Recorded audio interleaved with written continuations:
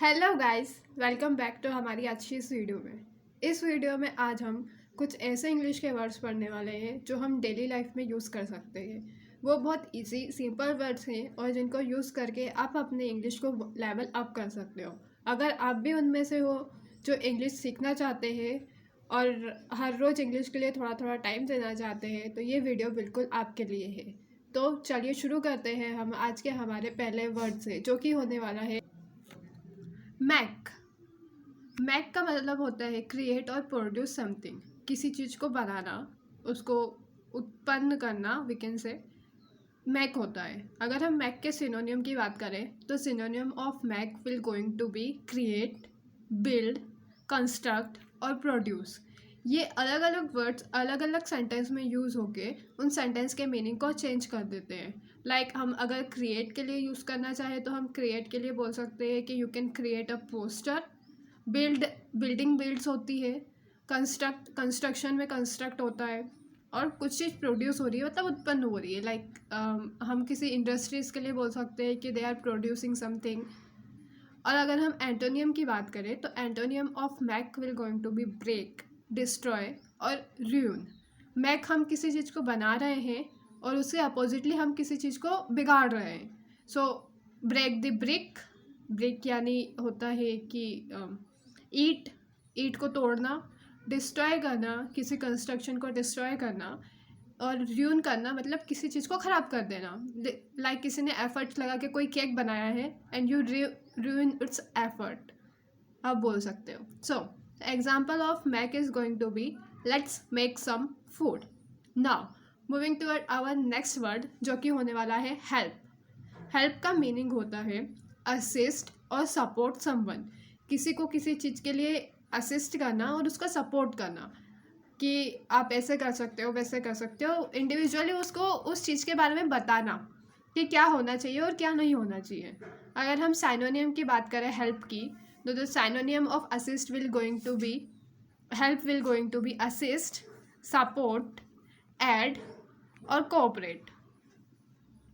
और अगर हम एंटोनियम की बात करें तो the antonym of help will going to be hinder, obstruct और ब्लॉक। लाइक हम किसी को हेल्प कर रहे हैं उनको असिस्ट करके, और हम एक ऐसा काम भी कर सकते हैं कि कोई कुछ काम कर रहा है और उसके बीच में ऑब्स्ट्रक्शंस डाल दें, मतलब वो काम कर ही नहीं पाए। This is will be the opposite of help. Now example of help will going to be can you help me with this. Help हम डिफरेंट डिफरेंट जगह पे यूज़ करते हैं और उसके मीनिंग सेम तरीके से और अलग अलग वर्ड्स यूज़ करके उसको ब्रेक डाउन कर सकते हैं। Now our next word will going to be take. Take का मतलब होता है ग्रैब और कैप्चर समथिंग, किसी चीज़ को लेना। हमें किसी ने बोला कि आइसक्रीम ले लो, तो हम उसको इंग्लिश में क्या बोलेंगे? टेक द आइसक्रीम, है ना। Now the synonym of take will going to be grab, किसी को हड़प लेना, मतलब वही बात हो गई कि उस चीज़ को ले लेना। साइज करना, कैप्चर करना और पिक करना। अगर हम एंटोनियम की बात करें तो टेक का एंटोनियम होने वाला है गिव, रिलीज और लीव, किसी चीज़ को छोड़ देना।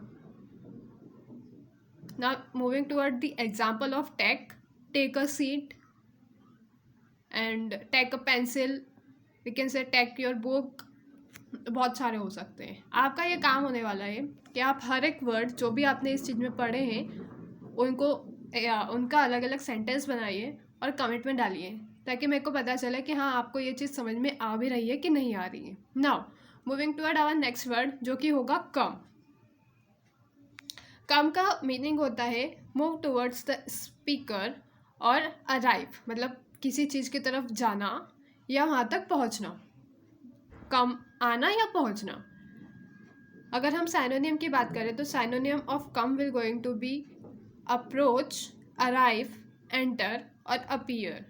और अगर हम एंटोनियम की बात करें तो antonym of come will going to be go, जाना, कम मतलब आना, गो जाना, लीव चले जाना, एंड डिपार्ट करना, वहाँ से निकल जाना।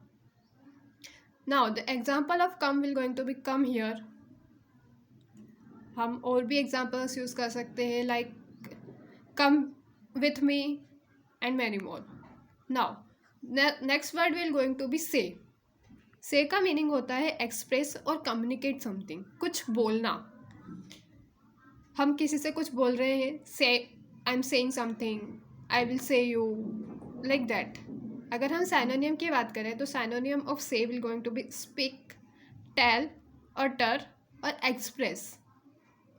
Antonym of say will going to be silence, कुछ नहीं बोलना, चुप रहना, कंसील करना, मतलब उस पर कुछ रिएक्ट ही नहीं करना, और हाइड करना, छिपा लेना। Now example of say will going to be what did you say, तुमने क्या बोला। नाउ अब आपका ये काम होने वाला है कि हमने इस वीडियो में ऑलमोस्ट 20 वर्ड्स पढ़े होंगे। ऑलमोस्ट, मैंने गिने नहीं है, बट हाँ 20 वर्ड्स तो होंगे और उससे ज़्यादा भी हो सकते हैं। आपको उन पूरे 20 वर्ड्स के एक एक वर्ड का सेंटेंस बनाना है और उसे कमेंट में डालना है, जिससे आपको भी ये पता चलेगा कि आपने उस वर्ड को समझा है कि नहीं समझा है, and at the same time मुझे भी पता चलेगा कि आप उस वर्ड से रिलेट कर पा रहे हो कि नहीं कर पा रहे हो। नाउ अगर आपको इंग्लिश सीखनी है तो आपको एक मोस्ट इम्पॉर्टेंट रूल फॉलो करना पड़ेगा, और वो रूल होने वाला है ये MSAEX। आप कोई भी वर्ड पढ़ रहे हो, सबसे पहले उसकी मीनिंग जानिए, फिर उसके साइनोनियम पे जाइए, फिर उसके एंटोनियम पे जाइए, एंड देन उसके एग्जाम्पल्स बनाइए। आप उसके साइनोनियम, उसके एंटोनियम के भी एग्जाम्पल्स बनाइए, ताकि आप उस वर्ड के डीप में चले जाए। अगर आप उस वर्ड को यूज़ करना चाहते हैं और अपनी इंग्लिश का लेवल अप करना चाहते हैं तो आपको ये मोस्ट इम्पॉर्टेंट रूल तो फॉलो करना ही पड़ेगा, क्योंकि अगर आपने किसी वर्ड को यूज़ किया, उसका मतलब ही नहीं पता है तो, और अगर आपका सामने वाला उसका सिमिलर वर्ड यूज़ कर दे और आप उसी वर्ड पे अटके रह जाओ, that's will not be good for you.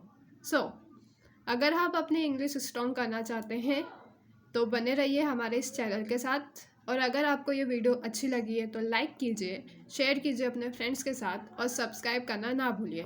Thank you so much guys.